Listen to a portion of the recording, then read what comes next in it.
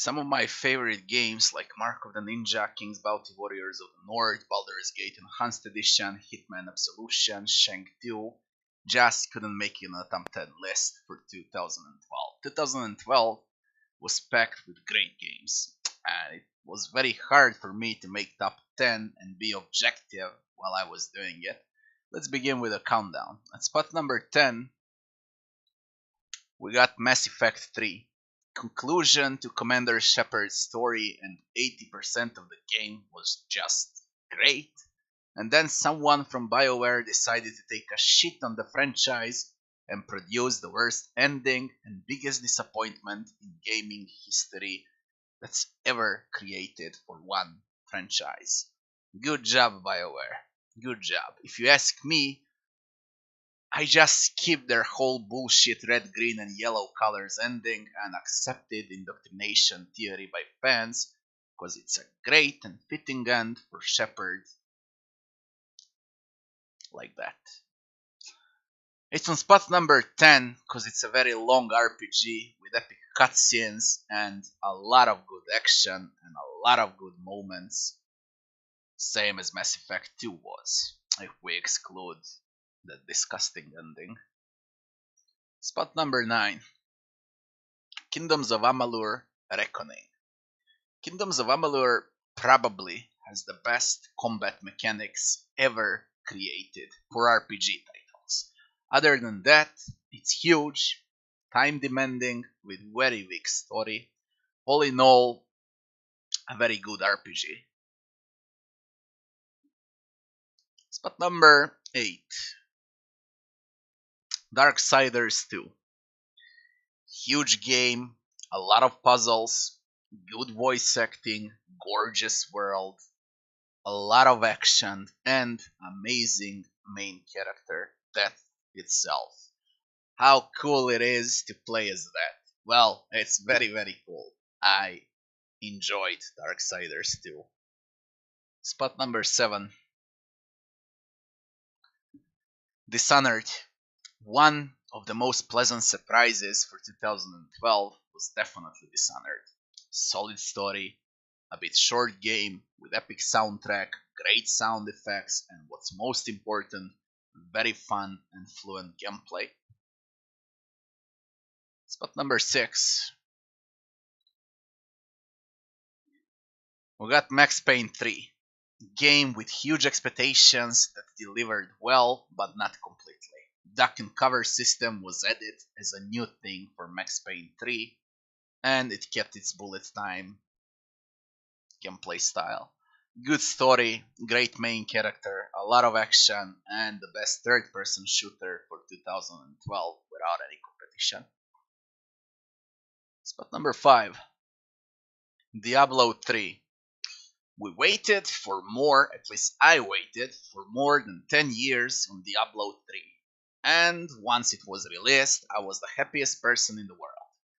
And after 20 plus hours in the game, I felt something was very off. Then 40 hours later, I just stopped playing. Blizzard managed to completely ruin Diablo franchise with its cheesy story for kids, no endgame content, the worst inventory and balancing system ever created for action RPGs, and that was the state of the game back in 2012. Now, why number 5 then? Well, after a lot of patching, fixing, removing auction house, and online problems, and all of its DLCs, 6 years later, Diablo became a solid game, and I've spent around, believe it or not, 3,000 hours playing it. They fixed items, well, most of them, leveling to some extent, a lot of endgame content, no PvP still, and still a very weak campaign story for kids.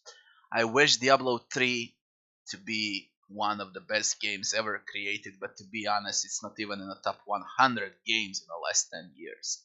Still, it's absolutely the best game to play along with friends and kill dozens of monsters together in rifts till you get bored of it. It took me 3,000 hours. So figure it out. That's why spot number 5. Number 4, Torchlight 2. From original creators of Diablo 1 and 2 came Torchlight 2. Far better campaign than Diablo 3, far better in every segment when I better think about it, except graphics. Enough said. If you ask me, what ruined Diablo 3 and Torchlight 2 was their cartoonish graphics, cartoonish style. When you slaughter demons and undead, you expect a lot of blood in dark dungeons, not a fucking ketchup in the sun. Spot number 3, Legend of Grimrock. One of my personal favorites for 2012 is Legend of Grimrock. Old style dungeon crawler, very hard, very cruel, very fun. This game is not intended for casual players. It's full with difficult puzzles, difficult traps, and even more difficult monster fights. Pure retro fun. Spot number 2, we got Borderlands 2. Bigger, better, more fluent, better optimized, smoother, and more fun than Borderlands 1. Like its previous part, Borderlands 2 is at its best when played in co-op.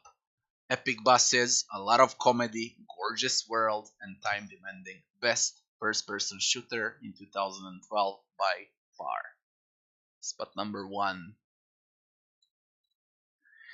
Dark Souls Prepare to Die Edition.